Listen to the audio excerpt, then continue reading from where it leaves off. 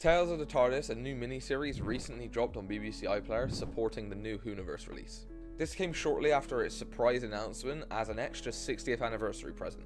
As the 60th anniversary seems heavily New Who based, it gives something for classic fans to enjoy as well. As someone who's only seen William Hartnell's first season out of all the classic episodes, I don't really think I'm the target audience for this, at least not yet, but I thought I would watch the show and give you guys some insight into it and talk about it from a New Who fan's perspective. As well, I must preface that I have actually only watched one episode of this new season, and obviously that was the Sylvester McCoy one. He just seems like one of the funniest and coolest guys, so I went with that one.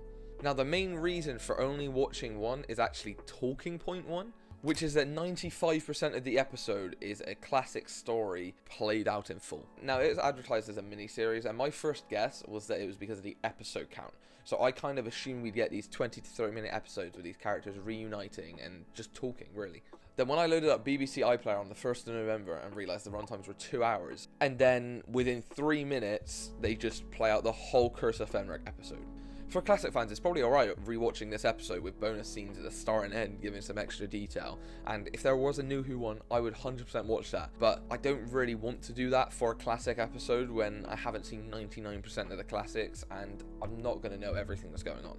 Personally, I want to watch these episodes with the season they're meant to be watched with and with the stories they're meant to be watched with, and you kind of don't get that with this show. The next point kind of coincides with the last, and it's that I have zero connection to these characters at all, really.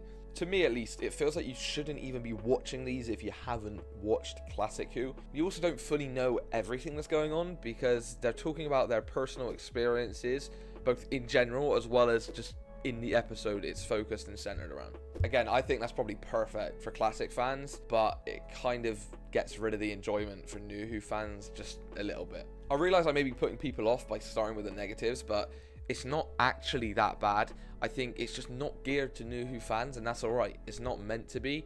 This is kind of the classic fans thing for the 60th, essentially. Although I said it's not that good at catering to New Who fans, it does actually allow you to see an insight into these respective doctors for about 10 minutes, and it kind of promotes Classic Who, at least in my mind, which is only a good thing. After watching the 7th Doctor one, I do want to watch his era more now. I'm still going to watch the classic era in order, so I probably won't get to the 7th Doctor for a while, but it's still heightened my excitement for when that happens. Even if you don't want to sit down and watch a 1 hour 30-minute serial from a random season of Doctor Who that you've never seen, the start and end scenes are really great at showing you what there is to offer, and I think many people will explore more Classic Who off of the back of that. In this show, the way the characters are able to interact are through a memory TARDIS. The explanation they give for these characters being able to interact is actually quite sweet and kind of works canonically, which is a nice addition, but one of the best parts in a memory TARDIS is its interior. It is full of both Classic Who and New Who Easter eggs, and it's just so fun to look at in general. Even if you're not sold on the whole show,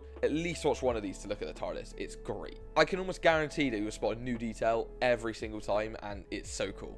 I think my favourites are just seeing the head of the Clockwork People on a shelf in the background, the ones from Girl in the Fireplace, and then also just seeing the 13th Doctor, like, console TARDIS interior sort of thing on the floor. I don't know if you count the weird spiky things as part of the console or the interior, so that's why I said both, but that thing's just on the floor by where they're sat. I don't know why, but it looks amazing.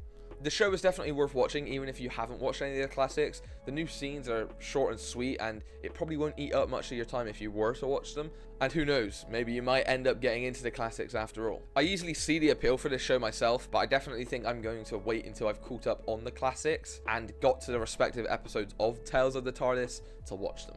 I'm curious to know as well what other people think about this show, so make sure you comment down below your thoughts. But unfortunately, that is all I have for you today. If you have made it this far, I'm assuming you like or love Doctor Who, so why not check out my video on my top 10 10th Doctor stories in the card up here. I can almost guarantee my list is nothing like yours, and I'm sure that will entertain you as much as this video did. And thank you for watching.